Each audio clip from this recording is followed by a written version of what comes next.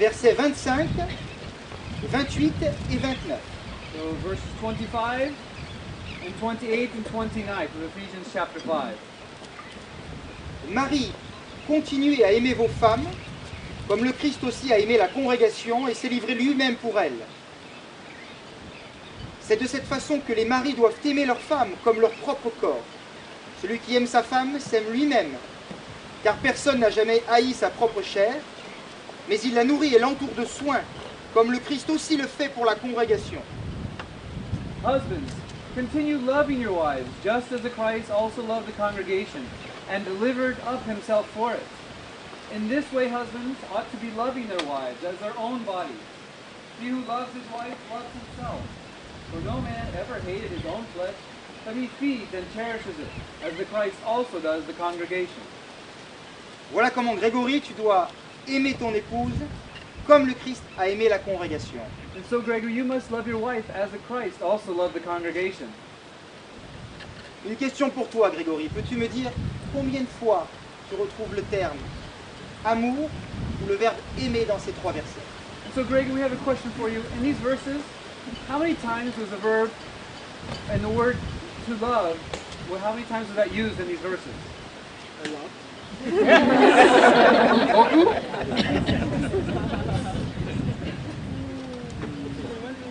Versets 25, 28 et 29. Aimer 1, aimer 2, 28, aimer 3, aimer 4, aimer 5. Aimer 5? Très bien.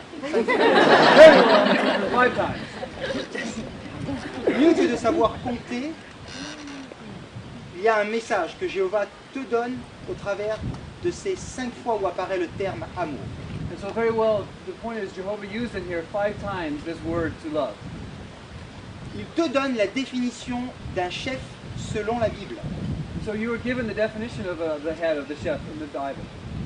Dans le monde, un chef piétine peut-être sa femme. In the world, the head, the chef, tramples his wife. Et dans la Bible, de ce que tu as compris, qu'est-ce qu'un chef est? Quelle est la définition d'un chef? And so according to the Bible, what is the definition of the chef, of the head? One more.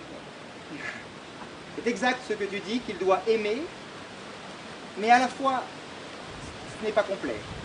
But as you said, it is to love, but that's not complete. Tu reprends ces versets, le message que Jéhovah te donne, c'est que tu dois aimer ta femme, tu dois l'aimer, l'aimer et encore l'aimer. And so the recipe really calls for to loving your wife, love, love, love, and to love your wife. C'est ce que le Christ a fait pour la congrégation et il a bien voulu donner sa vie pour celle-ci. This is exactly what the Christ did for his congregation. He gave his life for their life. Tu ne donneras peut-être jamais ta vie pour ta femme. Tu ne donneras peut-être jamais ta vie pour ta femme. So of course you would be willing to give your life for your wife. Mais tu peux donner tous les jours un peu de ta vie pour ton épouse. You must always give your life, your full life for your wife.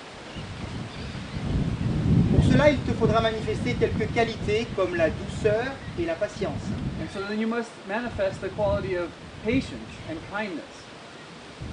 On pourrait prendre l'exemple d'une recette dont je sais que tu raffoles. And so we have an example of a recipe that you like, you love. Et je sais, Nancy, que tu aimes également cela. And of course, Nancy, you love also. C'est un dessert, la mousse au chocolat. This is the dessert, chocolate mousse. Je ne connais rien à la cuisine, mais on m'a expliqué. I don't know how to make chocolate mousse, but it was explained. Pour le chocolat, on doit le faire cuire au bain-marie. In order to cook the chocolate, it must be cooked, tempered. It must be tempered. Pour qu'il garde sa couleur et sa saveur.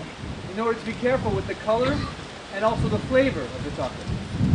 Tu as de la patience et de la douceur vis-à-vis de ta femme, eh bien, tu sauvegarderas la couleur et la saveur de ton mariage. And so also if you have the same, keep in mind your wife, and also have the patience and the kindness and sweetness with your wife, you also guard her color and her sweetness and flavor.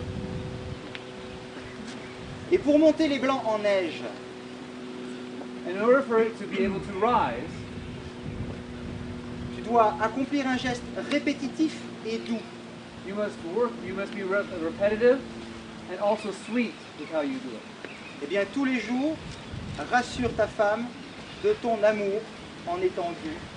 And so you must reassure your wife every day of your love and your sweetness. Conseil pour toi maintenant, Nancy.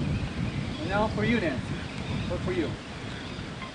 Éphésiens chapitre 5, Ephesians chapter 5, versets 22 à 24 verses 22 to 24, et la fin du verset 33. and the end of verse 33.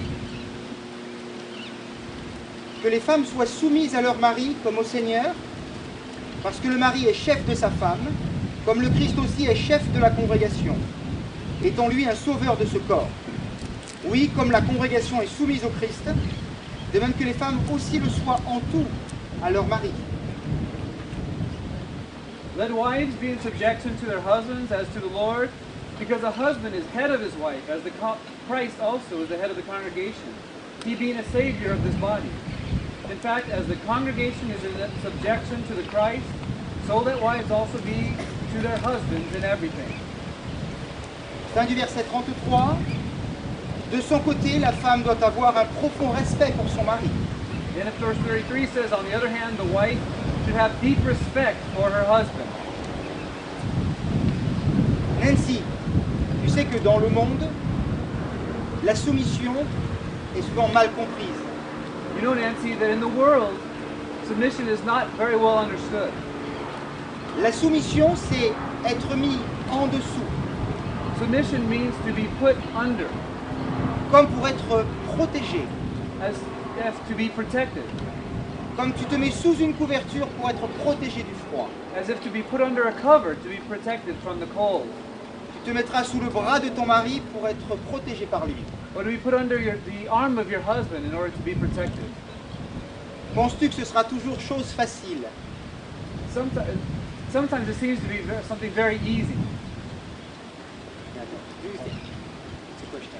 Oh, do you think this is something always easy? Sûrement pas. Ça te sera sans doute très facile si ton mari, eh bien, t'impose de t'offrir une bague en diamant. Of course, this is something very easy when your husband offers you a diamond ring. Ce sera peut-être plus difficile lorsque tu ne seras pas d'accord avec sa décision. But this is not always the case when you are not in agreement with your husband's decision. Mais pourquoi as-tu tout à gagner à être soumise en tout temps à ton mari? Ouais. But why is it important that you're always in subjection to your husband? Parce que tu gagneras son amour. In order to gain his love. Si tu te soumets à lui même lorsque tu penses qu'il a tort, il le remarquera et il t'en aimera davantage. If you always put yourself in submission to him at all times, it will be to your benefit.